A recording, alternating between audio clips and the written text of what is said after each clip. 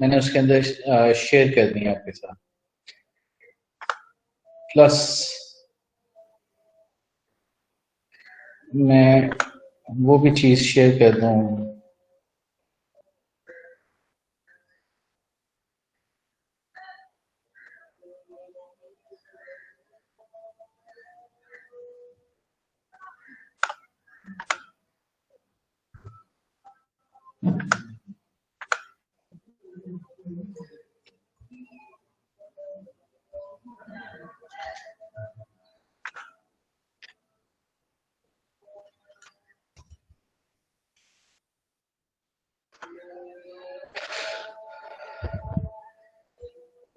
दूसरा, ये WhatsApp group के ऊपर मैंने आप लोगों के साथ 1.7 का ऑलरेडी,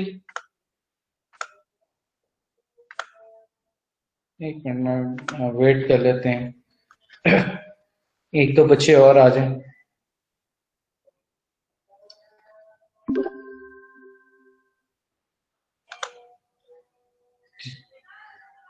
अच्छा, ये आप लोग देखेंगे, आप लोगों के व्हाट्सएप जो ग्रुप है उसके ऊपर मैंने आपके जो कोर्स है, जो न्यूमेरिकल बेस्ड थ्योरी, तो ऑलरेडी आपके साथ पास बुक्स में भी मौजूद है। बड़ी सिंपल सी थ्योरी है और कुछ हम लोग डिस्कस भी करते रहे हैं, वो आप लोग देख लीजिएगा खुद से। जो न्यूमेरिकल्स हैं वो आप लोगों के साथ शेयर कर दिए हैं, जो जो आप लोगों के कोर्स में इंक्लूड किए हैं वो आपके व्हाट्सएप ग्रुप के ऊपर मैंने उसको शेयर कर दिया है। दूसरा, रिगार्डिंग मटेरियल बैलेंस जितनी भी आपके नोट्स थे वो भी आपके साथ शेयर कर दी है। ये एक मिनट जरा मैं आपसे बात करता हूँ ताकि मजीद लोग भी ऐड हो जाए। जी डॉक्टर साहब। एक्सक्यूज मी सर, सेक्शन 3.1 और 3.2 जो है वो आपने आप लोग प्लीज ये जो अभी मैंने शेयर किए हैं उसमें आप देखेंगे पार्ट ए और पार्ट बी। पार्ट ए में 3.1 और 3.2 सेक्शन शेयर्ड हैं, आज अभी मैंने किए हैं। और सेक्शन बी ऑलरेडी आप लोगों के साथ शेयर था, लेकिन वो भी मैंने दोबारा से शेयर कर दिया। आप जरा प्लीज देखें उसको, अपने जो गूगल क्लासरूम है उसको जरा चेक करें।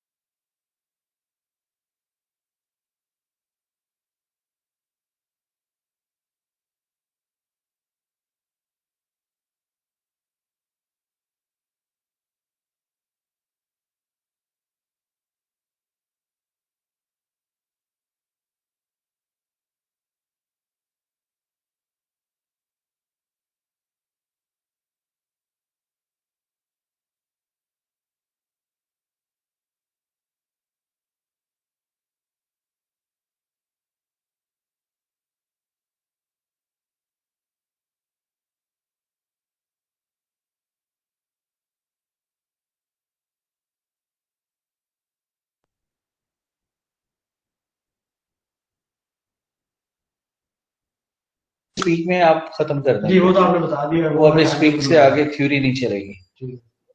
नेक्स्ट वीक से लैब्स इनकी स्टार्ट हो जाएंगी। ठीक है, ये सर अब लंबा सा टाइम टेबल बनेगा, मतलब इसके ऊपर होगा थ्योरी की क्लासेस, इसके नीचे होंगी लैब की, मतलब आप समझ रहे हैं, ऊपर इसका नोटिफिकेशन एक ही आएगा। ठीक हो गया, लेकिन थ्योरी आप बता दीजिएगा कि इस वीक को एंड हो जाएगी, लैब्स इस वीक से कमेंस करेंगी और इस वीक को एंड हो जाएगी। बिल्कुल, वो उसमें नोट लिख, ठीक है, ये नोट लिखते हैं। दूसरा, स्टूडेंट्स को कम्युनिकेट करने वाले ईमेल के ये जो इनकी लैब्स हैं वो वर्चुअल हो जाएंगी, वीडियो इनके साथ शेयर की जाएगी और असेसमेंट होगी वीडियो के बाद, आपसे क्वेश्चन। हाँ, इस मेरे ख्याल इस वीक एंड पे इनके साथ वीडियो शेयर हो जाएंगी, मटेरियल वीडियो वाइज लैब्स का। नेक्स्ट वीक में टीचर्स इनके असेसमेंट स्टार्ट। ठीक हो गया? ठीक है, हाँ। और डॉक्टर साहब, मेरा ख्याल है इनकी लैब के असेसमेंट टीचर से कहें कि लैब्स में कर लें, अलहदा से एग्जाम में ना रखें। हाँ ये सर बहुत इम्पोर्टेंट वर्ड है। ठीक है, उससे आपका वीक एक कंडेंस हो जाएगा। ठीक है, तो ये जरा उस टाइम तो ये डिसाइड हुआ था ऊपर मीटिंग में, लेकिन आप इसको ना इस तरह, हाँ एग्जाम जो है वो आपने इसी के अंदर ही मिड ऑलरेडी हो चुका होगा इनका। जो फाइनल है वो इनका इसी में कंक्लूड करते हैं। ठीक है, ये 2 वीक्स की जो लैब्स चलनी है, ये तो इसमें इनके बहुत ज्यादा माशाल्लाह टाइम है, ये पूरा हफ्ता और एक अगला हफ्ता जबरदस्त है। बस ये आप ये टीचर्स को कम्युनिकेट कर दें कि असेसमेंट इन्हीं 2 वीक्स के अंदर जो वीडियो ट्यूटोरियल है उसको रखते हुए फाइनल एग्जाम उसके अंदर आपने असेसमेंट कर देनी है। ठीक है, जब हम डे शीट निकालेंगे तो उसमें लिख देंगे कि असेसमेंट ऑलरेडी मेड। ठीक है, जिस मसला रखा जाएगा केमिस्ट्री है मसाले में करते हैं।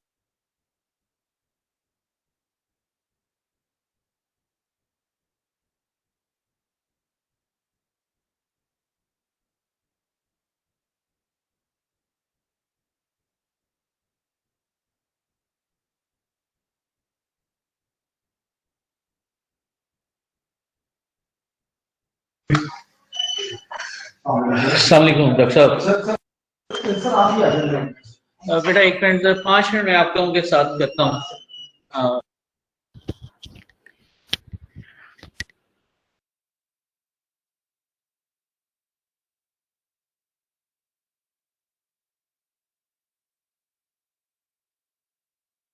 As an input stream 4 as an input stream enter हो रही है। 5 का कुछ चक्कर ही नहीं है इसके अंदर, यानी 3 और 5 को वो कंसिडर नहीं कर रहा, क्योंकि ये विद इन द बाउंड्री आपकी एग्जिस्ट कर रही हैं। आपकी जिस बाउंड्री के अक्रॉस जो इनपुट और आउटपुट्स हैं वो आपकी 1 2 4 इनपुट हैं और 6 और 7 आपकी आउटपुट्स हैं। इस चीज को आप लोग समझ गए हैं? Yes sir.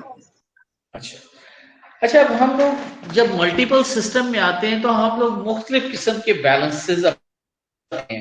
लाइक मैं आपके ग्रुप के ऊपर एक फिगर शेयर करने लगा हूं। इसी फिगर के ऊपर मैंने 3 सिस्टम बाउंड्रीज बनाई हैं। इसी फिगर को मॉडिफाई किया है और उसके अंदर 3 सिस्टम बाउंड्रीज बनाई हैं।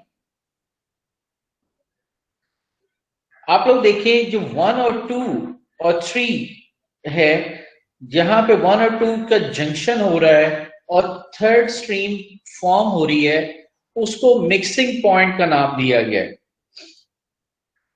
यानी इसमें कोई रिएक्शन नहीं हो रहा, जस्ट एक फिजिकल मिक्सिंग हो रही है।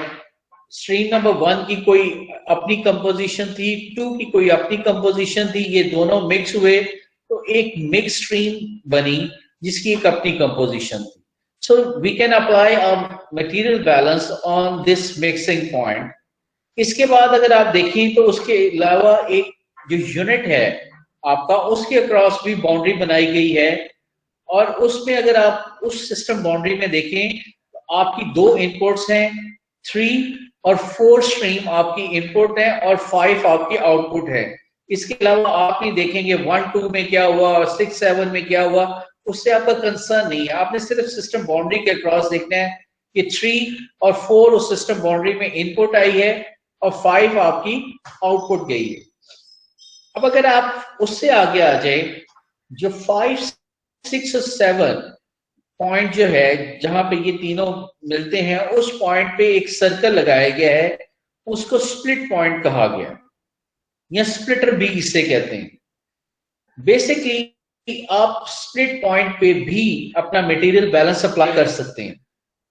बस स्प्लिट पॉइंट में ये होता है कि आपकी 5 6 और 7 इनकी मास या मोल फ्लो रेट तो डिफरेंट होते हैं, लेकिन इनकी कंपोजिशंस जो हैं वो सेम होती हैं।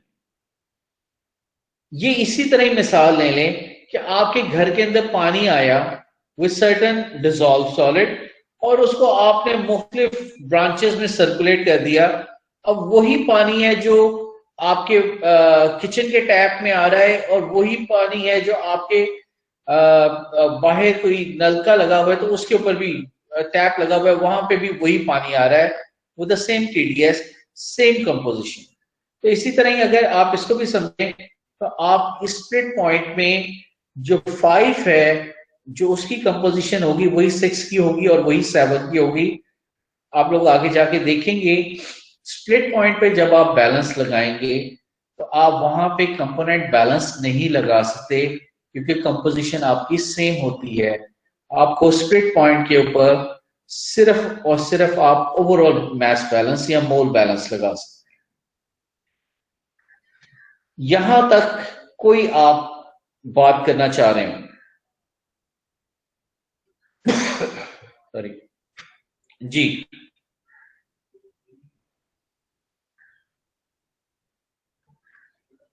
सर ये अभी आपने बताया स्प्लिट पॉइंट पे मोल बैलेंस और मास बैलेंस, जैसे इसकी समझ नहीं आई, क्या क्या अभी आपने इसके बारे में?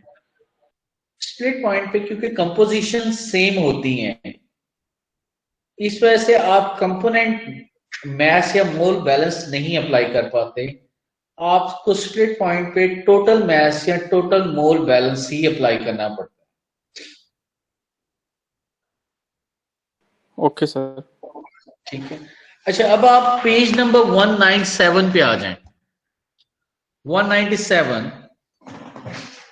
इसके ऊपर भी एक फिगर बनी हुई है, जिसके अंदर अगर आप इस फिगर को गौर से देखें तो उसके अंदर 3 यूनिट्स हैं, 1 2 3। पीछे जो हमने फिगर देखी थी उसके अंदर से 1 यूनिट ही था। अब इसके अंदर आपके पास 3 यूनिट्स हैं, 1 2 3। अगर आप सिर्फ यूनिट 1 को देखें, यूनिट 1 में और यूनिट 1 के अक्रॉस सिस्टम बाउंड्री ड्रॉ करें तो उसके अंदर जो इनपुट है वो F है और जो आउटपुट है वो A है। इसके अलावा कोई इनपुट आउटपुट है यूनिट 1 में?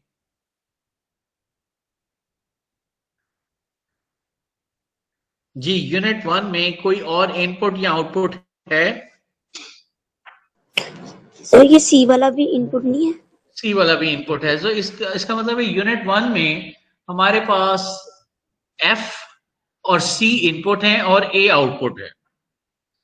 ठीक है, अब हम आगे यूनिट 2 पे चले जाते हैं।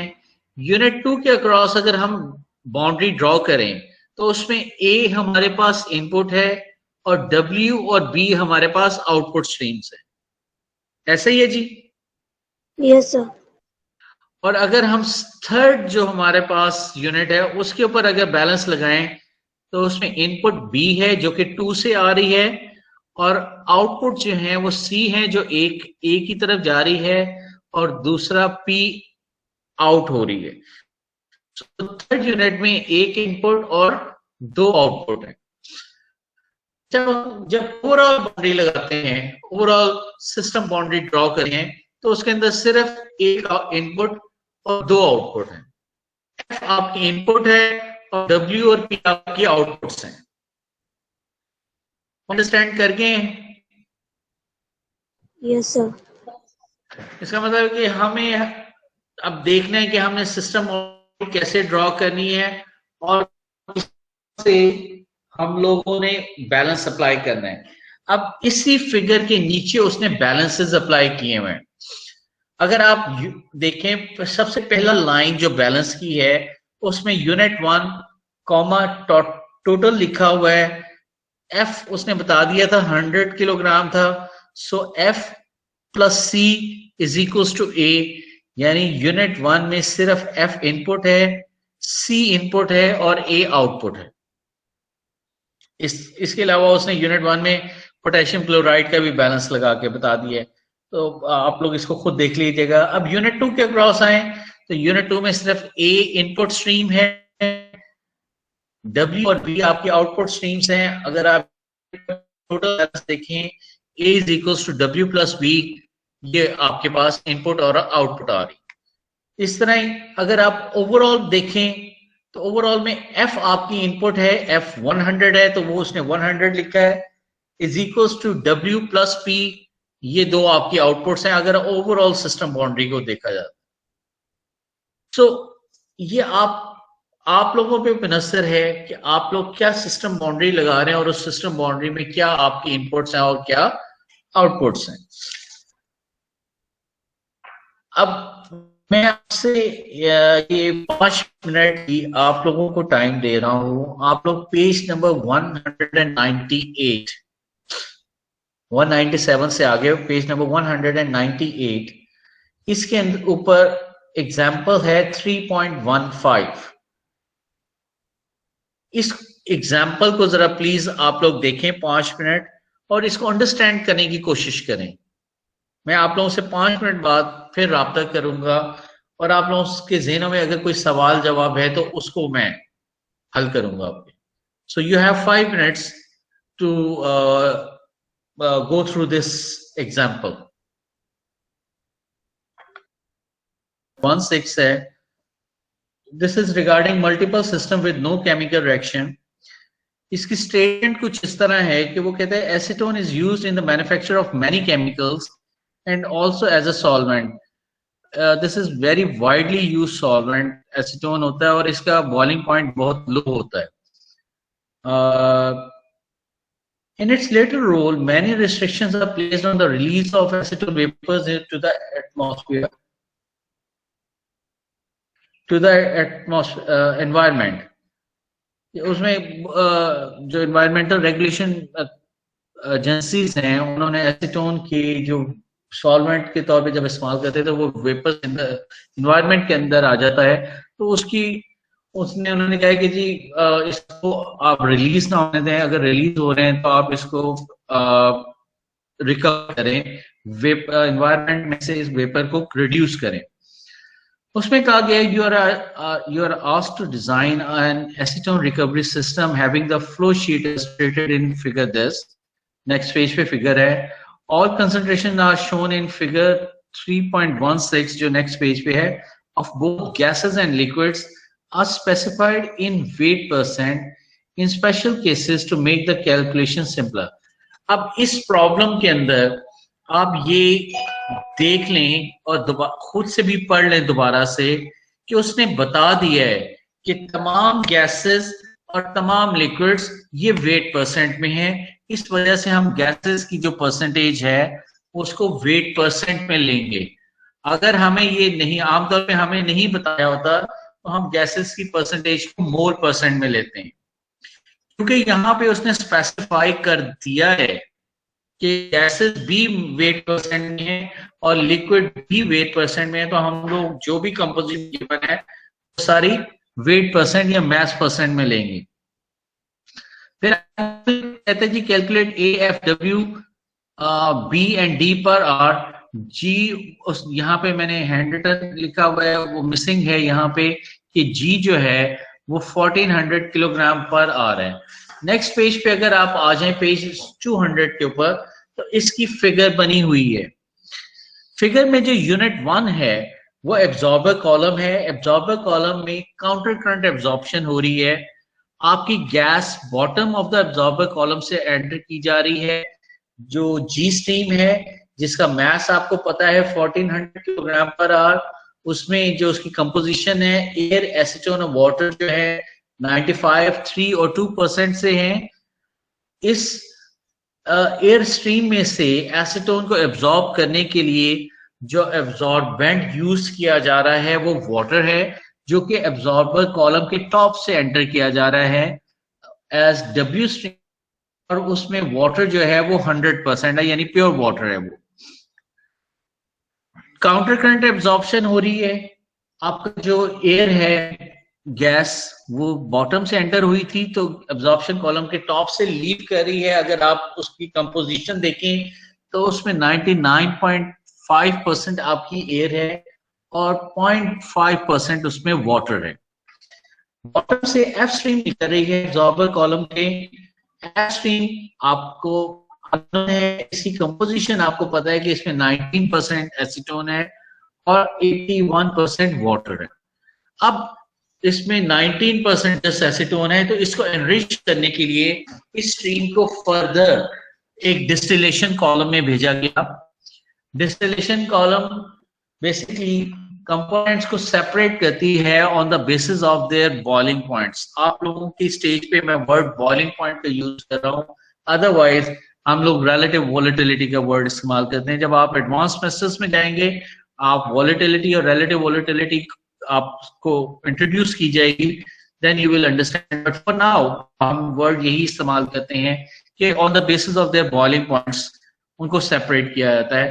तो ये दो जो एफ स्ट्रीम थी जिसकी कंपोजिशन 19% एसीटोन और 81% वाटर था, इसको डिस्टिलेशन कॉलम में भेज दिया गया। Boiling acetone being low boiling point ये आपके डिस्टिलेशन कॉलम के टॉप से आपको मिलेगा, उसको कंडेंस करके आप डी स्ट्रीम देख रहे हैं जिसमें डिस्टिलेट एसीटोन आप देखें टॉप पे 99% है और उसमें 1% वाटर है, यानी जो 19% एसीटोन की आपने फीड भेजी थी वो एनरिच होके 99% पे चली गई है। अगर आप डिस्टिलेशन कॉलम के बॉटम पे देखें तो बॉटम में एक स्ट्रीम निकली है बी जिसमें एसीटोन 4% है और मैक्सिमम जो है वो वाटर है 96%। So this is how we do the separation of high boiling difference components in a distillation column. So this is a complete acetone recovery system. अब इसके अंदर आप लोगों के पास जो अननोन है, अगर आप मैं एक ओवरऑल सिस्टम बाउंड्री ड्रॉ करूं इसके इर्द गिर्द, जो मैं आपको शेयर करने लगा हूं, ये आपके व्हाट्सएप ग्रुप के ऊपर ये शेयर हो रही है, आप देखिएगा, इसको सिस्टम बाउंड्री 1 कहा गया है। इस सिस्टम बाउंड्री 1 के अक्रॉस अगर आप देखें तो आपकी जो इनपुट है वो G है और W है, और जो आपकी आउटपुट है वो A, B और D, यानी आपके पास 2 इनपुट हैं और 3 आपके पास आउटपुट्स हैं। अगर आपको कहा जाए कि जी इसका आपने डिग्री ऑफ फ्रीडम कैलकुलेट करें तो आप वो भी आसानी से कैलकुलेट कर सकते हैं। ये सिस्टम बाउंड्री 1 मैंने आप लोगों के साथ शेयर की है। इस सिस्टम बाउंड्री 1 के लिए आप डिग्री ऑफ फ्रीडम अगर देखें तो आपके पास जो अननोन है वो W, A, D और B, 4 आपके पास अननोन्स हैं। और अगर आप इंडिपेंडेंट इक्वेशन देखें तो वो आपके इक्वल नंबर ऑफ कंपोनेंट्स होती हैं। इसके अंदर सिस्टम बाउंड्री 1 के अंदर आपके पास 3 कंपोनेंट्स हैं, एयर, एसीटोन एंड वाटर। तो आपके पास जो इंडिपेंडेंट इक्वेशन है वो 3 है। सो आप अगर इसको देखें तो आपकी डिग्री ऑफ फ्रीडम 4 - 3 1 आ रही है, which means it is an under specified system और इसको हम फर्दर सॉल्व नहीं कर सकते। यहां तक किसी का कोई सवाल?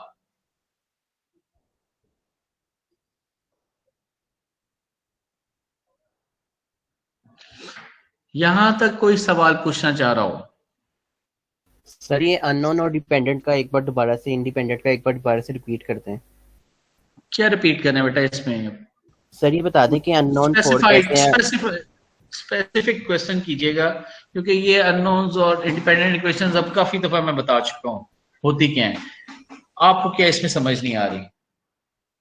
सर ये समझ नहीं है कि अननोन 4 कैसे हैं। अननोन 4 कैसे हैं? आप गिन लें खुद। आपको नहीं पता चल रहा कि W नहीं आपको पता, A नहीं पता, B नहीं पता, D नहीं पता? यस ओके सर, आगे समझ नहीं, अगर नहीं आई तो आप मेरे से पूछ लें, मैं मजीद आपको एक्सप्लेन कर देता हूँ। नो सर आ गई है। अच्छा, ये सिस्टम बाउंड्री 1 तो हम लोगों ने सिलेक्ट की थी, इसको तो हम लोगों ने देख लिया कि ये डिग्री ऑफ फ्रीडम क्योंकि इसकी 1 आ रही है, अंडर स्पेसिफाइड सिस्टम आ रहा है, इसको तो हम सॉल्व नहीं कर सकते। अब ये मल्टीपल सिस्टम को यहाँ पे छोड़ नहीं दिया जाता, इसको और मजीद आप आगे की तरफ देखेंगे, हम लोग इसके अंदर सिस्टम बाउंड्री 2 एक डिफाइन करने लगे हैं, which is a boundary just around the absorption column। अगर आप ये अपने व्हाट्सएप ग्रुप पे देखें तो यहाँ पे एक और बाउंड्री है which is just around the absorber column। अगर आप इस सिस्टम बाउंड्री 2 को देखें तो उसके अंदर जो स्ट्रीम है वो G और W है और जो आउटपुट स्ट्रीम है वो A और F, ये आपके आउटपुट स्ट्रीम है। Do you agree with this? आप लोग इसको अंडरस्टैंड करते हैं और एग्री करते हैं?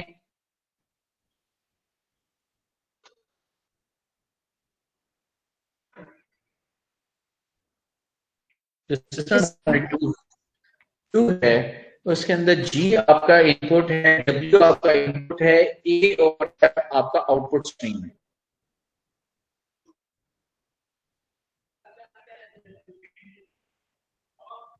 ये आगे की तरफ चलें फिर। यस सर, आ गई, पता लग गया। आगे चलो। अब हम इस सिस्टम बाउंड्री 2 है, इसके लिए हम डिग्री ऑफ फ्रीडम कैलकुलेट करते हैं।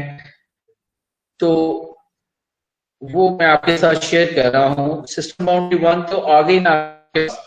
अब ये सिस्टम बाउंड्री 2 की भी आप देखें। इसमें आपके पास जो इनपुट स्ट्रीम है वो जी और डब्ल्यू है और आउटपुट स्ट्रीम के और एफ है। अगर आप इसमें अननोन्स कैलकुलेट करें तो डब्ल्यू स्ट्रीम में डब्ल्यू अननोन है, ए स्ट्रीम में ए अननोन है, एफ स्ट्रीम में एफ अननोन है। बाकी आपके पास जी आपके पास एज अ बेसिस, या उसने पहले ही क्वेश्चन बता दिया है, 1400 आपके पास मौजूद। तो आपके पास सिस्टम बाउंड्री 2 के लिए 3 अननोन्स हैं। सिस्टम बाउंड्री 2 में अगर आप इंडिपेंडेंट इक्वेशंस कैलकुलेट करें, आपके पास 3 कंपोनेंट्स हैं, एयर, वाटर और एसीटोन। तो आपके पास 3 ही इंडिपेंडेंट इक्वेशन हैं। जितने कंपोनेंट्स हैं उतनी independent equations. So you have 3 unknowns, 3 independent equations. आपके पास यूनिक सॉल्यूशन बन गया। सो हम लोग, इसका मतलब है सिस्टम बाउंड्री 2 के अक्रॉस मटेरियल बैलेंस अप्लाई कर सकते हैं।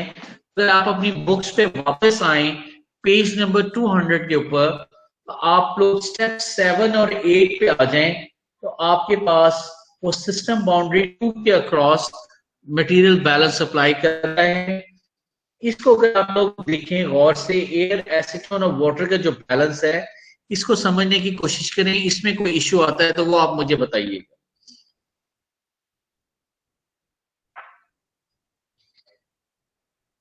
ये जो है इनपुट में सिर्फ जी स्ट्रीम में है और आउटपुट में सिर्फ ए स्ट्रीम में है।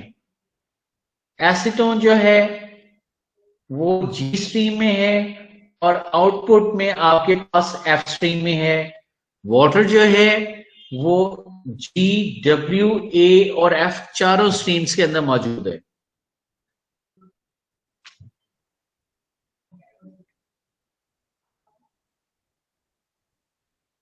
बेटा इसमें कोई इश्यू तीनों बैलेंसेस के अंदर?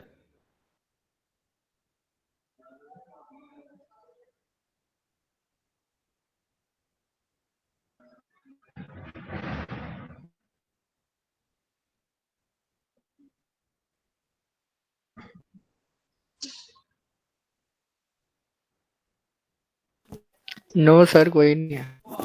सर ये ठीक है। वाटर जी जी। डब्ल्यू को क्यों ऐड किया वो? किसमें? इनपुट है सर, हाँ। इनपुट में वाटर में ये प्लस हाँ। डब्ल्यू क्यों सर इसमें? ये आप कैसे अपने प्लस देखिए ना डब्ल्यू? बेटा, आप अपने देखें सिस्टम बाउंड्री 2 को दोबारा से, उसके अंदर W stream as an input stream जा रही है। डब्ल्यू के अंदर जो वाटर है वो 100% है। उस परसेंट की अगर आप फ्रैक्शन लेंगे तो वो 1 आएगी। इस वजह से डब्ल्यू के साथ 1 को मल्टीप्लाई किया गया है जब आप वाटर बैलेंस लगा रहे थे। Okay sir. अब जब आप इनको सॉल्व करेंगे तो आपके पास ये तीनों कंपोनेंट्स की वैल्यूज आ जाएंगी। इक्वेशन ए से आपके पास ए आ जाएगा, बी से आपके पास एफ आ जाएगा, एफ और ए की वैल्यू आप सी में डालेंगे तो आपके पास डब्ल्यू की वैल्यू आ जाएगी। अब जो आपकी ओवरऑल बाउंड्री में 4 अननोन से, उनमें से 3 आपने निकाल लिए।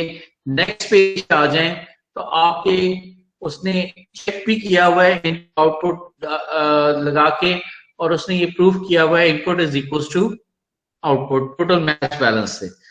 अब इसके बाद मैं आपके साथ व्हाट्सएप ग्रुप पे फिर एक पिक्चर शेयर करने लगा हूं जिसमें आपके पास सिस्टम बाउंड्री 3 डिफाइन की गई है। थर्ड सिस्टम बाउंड्री भी इसी सिस्टम में रखी गई है, और वो जो थर्ड बाउंड्री है that is just around the distillation column including the condenser. अब ये जो थर्ड सिस्टम बाउंड्री है, अगर आप इसमें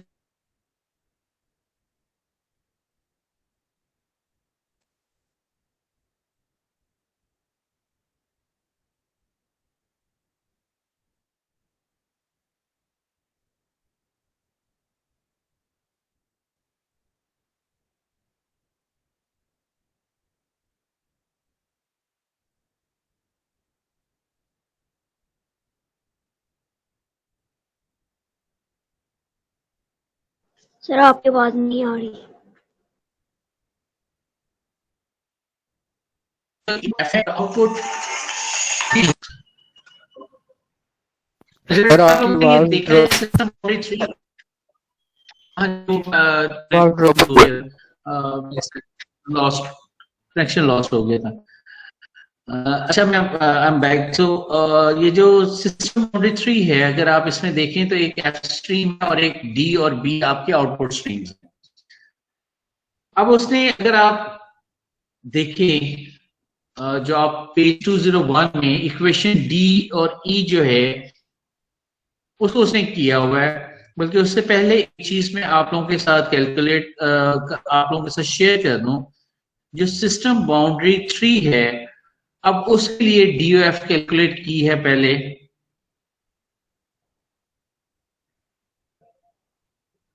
तो आप सिस्टम बाउंड्री 3 में देखें, आपके पास दो अननोन्स हैं डी और बी। तो आपने दो अननोन्स लिख दिए। सिस्टम बाउंड्री 3 में सिर्फ दो कंपोनेंट्स हैं, वाटर और एसीटोन। एयर जो है वो डिस्टिलेशन कॉलम के अंदर नहीं जा रही। सो दैट इज व्हाई आपके पास दो कंपोनेंट्स हैं फॉर सिस्टम बाउंड्री 3 और उसके अकॉर्डिंगली आपके पास दो इंडिपेंडेंट इक्वेशन हो जाएंगे। So you have two unknowns, two independent equations, your DOF is 0, you have unique solution. अब जब यूनिक सॉल्यूशन आया उसके बाद उसने एसीटोन और वाटर का डी और ई इक्वेशन में बैलेंस अप्लाई कर दिया है। आप जरा प्लीज इसको देखें और मुझे बताएं कि आप यहां तक, अब सिस्टम बाउंड्री 3 में कोई आप लोगों की क्यूरी है तो उसको हम लोग डिस्कस करते हैं।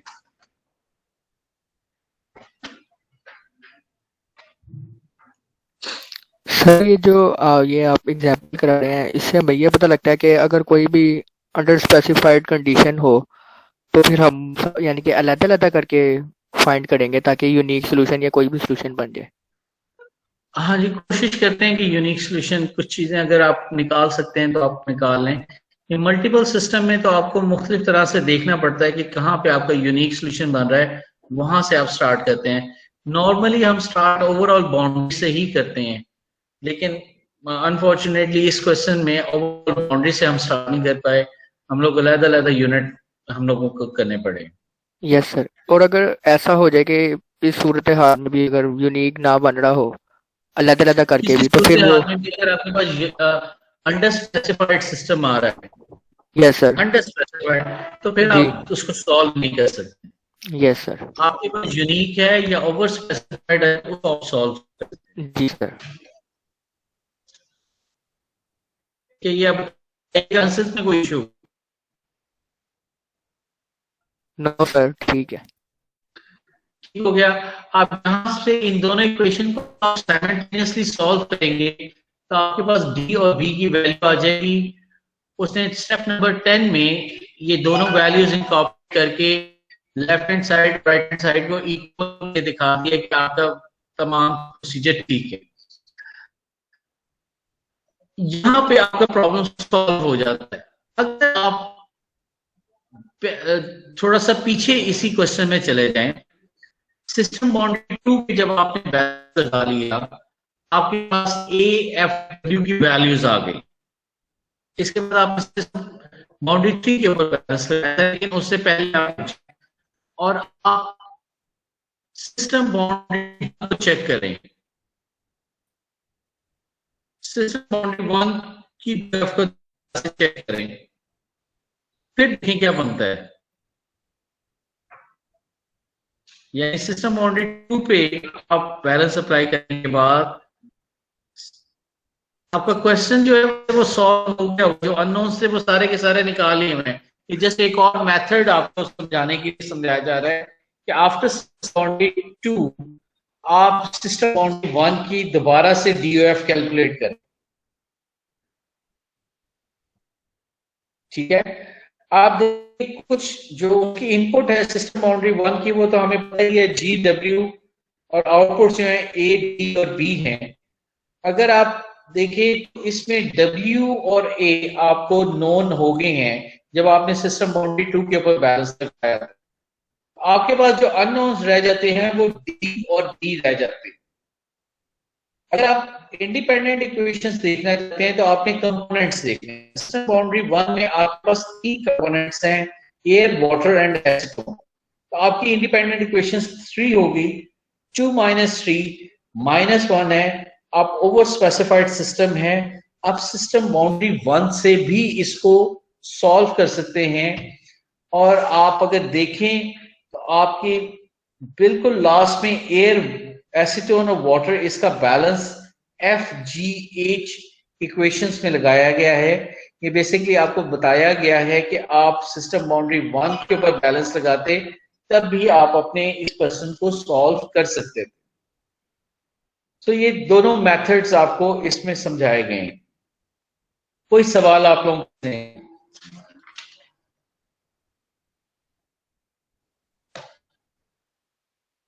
सर हम यानी कि कौन सा करें, हम दोबारा बैक जाएंगे या हम आगे भी जा सकते हैं? आप जिस मर्जी, दोनों मेथड ठीक हैं, गलत कोई भी नहीं है, आप सॉल्व करें बस।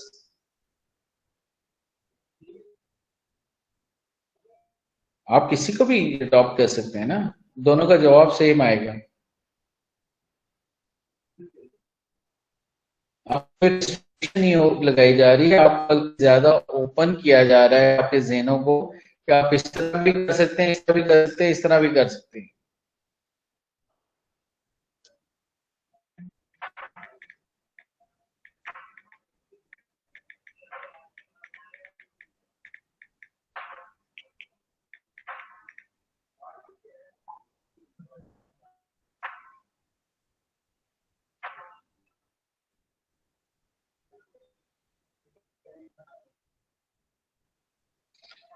जी, कोई सवाल? अच्छा, मैं आप लोग पेज नंबर 202 पे आ जाएं। यहाँ पे एग्जाम्पल 3.17 आपके साथ शेयर की गई है।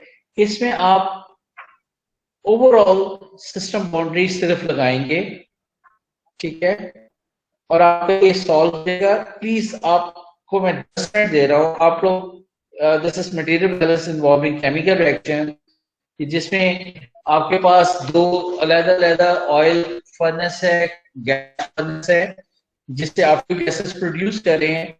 दोनों का कंबाइंड स्टैक है। स्टैक उसमें मोल्स बता दिए हैं, 6205 है। कंपोजिशन भी बता दी है। वाटर भी निकलेगा आपके स्टैक गैस में, डेफिनेटली हाइड्रोजन मौजूद है। दोनों जो फर्नेसेस हैं, एक में फ्यूल ऑयल जा रहा है, एक में आपकी नेचुरल गैस जा रही है। कंपोजिशन गिवन है। दोनों की जो ऑक्सीडेंट है वो अलग-अलग है। एक में एयर है जो कि प्योर 21% ऑक्सीजन, 79% नाइट्रोजन है। फर्नेस ऑयल जो है उसकी एयर जो है वो डिफरेंट है, उसमें ऑक्सीजन नाइट्रोजन 0.2 0.76 है और तकरीबन 0.4 या 4% उसके अंदर कार्बन डाइऑक्साइड भी जाती है। सो इसके ऊपर आप जरा इसके सोल्यूशन को 10 मिनट में आप लोगों को दे रहा हूं, आप इसको अंडरस्टैंड करें और फिर मुझे बताएं कि इसमें कोई प्रॉब्लम है आपको। यहाँ पे क्योंकि ये रिएक्टिव सिस्टम है तो रादर देन कंपोनेंट बैलेंस आपका एलिमेंटल मोल बैलेंस अप्लाई हो रहा होगा। आप प्लीज इसको जरा देखें, 10 मिनट बाद मैं आप लोगों से बात करता हूँ।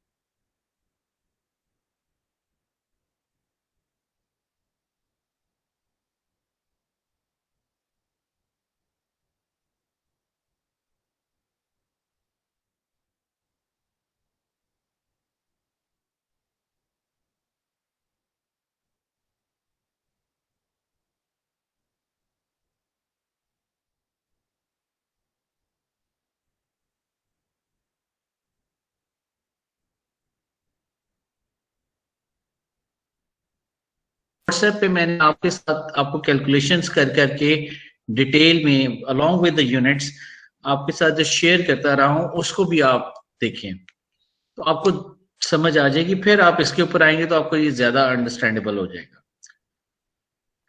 अच्छा, अब Yes, ये sir. ठीक है, थैंक यू।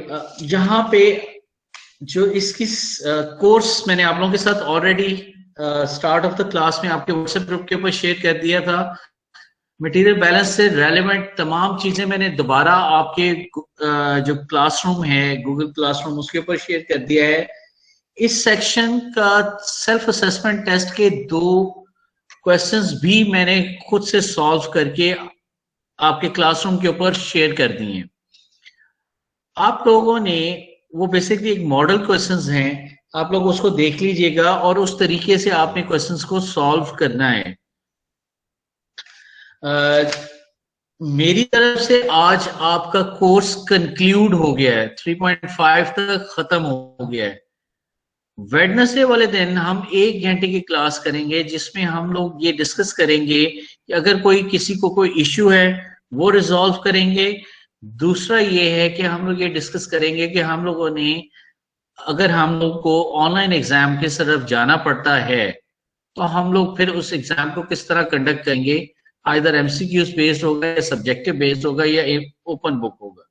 थोड़ी सी वर्किंग मैं आज और कल में करूंगा। वेडनेसडे वाले दिन आपके साथ 1 घंटे की क्लास होगी। राइट जी? जी सर। आप Yes, लोगों के sir. साथ सारा कुछ सर, आप- शेयर कर दिया है मैंने। Yes, sir. जी Yes, अहमद। sir. सर वो मैं पूछ रहा था, आपने क्या है कि क्या अभी अपलोड किया हमने, वो क्या देखना है? आप लोगों के साथ जो 1.7 के नोट्स तो आप लोगों के पास साइकोमेट्री के ऑलरेडी मौजूद थे, आप लोग यहाँ पे Yes, sir. कैंपस वो आप लोग ले गए थे। जो मटेरियल बैलेंस से रिलेटेड जितने भी नोट्स हैं वो मैंने आज की डेट में, आप लोग देखिएगा, अपना क्लासरूम ओपन कीजिएगा, उसके ऊपर तमाम वो फाइल्स शेयर कर दी हुई हैं पीडीएफ की फॉर्म में। तो वहां से आप लोग सारा कुछ दोबारा से डाउनलोड कर सकते हैं। अगर आपके पास हैपहैजर्डली कहीं और पड़े हुए हैं तो आज अरेंज्ड फॉर्म में मैंने आप लोगों के साथ शेयर कर दी। जी सर। प्लस आपके पास ये व्हाट्सएप ग्रुप के ऊपर भी तमाम चीजें मौजूद हैं, आप लोग वहां से भी हेल्प ले सकते हैं। बाकी बुध वाले दिन सुबह 9 बजे लेक्चर है, उसमें हम लोग कोई और चीज हमारे जहन में आएगी आप लोगों के या मेरे, तो वो हम लोग शेयर कर लेंगे। राइट जी। एहसन, आप काइंडली अटेंडेंस आज की भी लगा के, और आज तो शेयर करने की जरूरत नहीं है, आप वेडनेसडे वाले दिन की भी लगा के फिर इकट्ठी सारी अटेंडेंस मेरे साथ शेयर कर दीजिएगा। ठीक है एहसन? ओके जी। अपना बहुत सा ख्याल रखिएगा। अल्लाह हाफिज। अल्लाह हाफिज सर। ओके सर, अल्लाह हाफिज। Okay sir. अल्लाह हाफ़िज़ सर।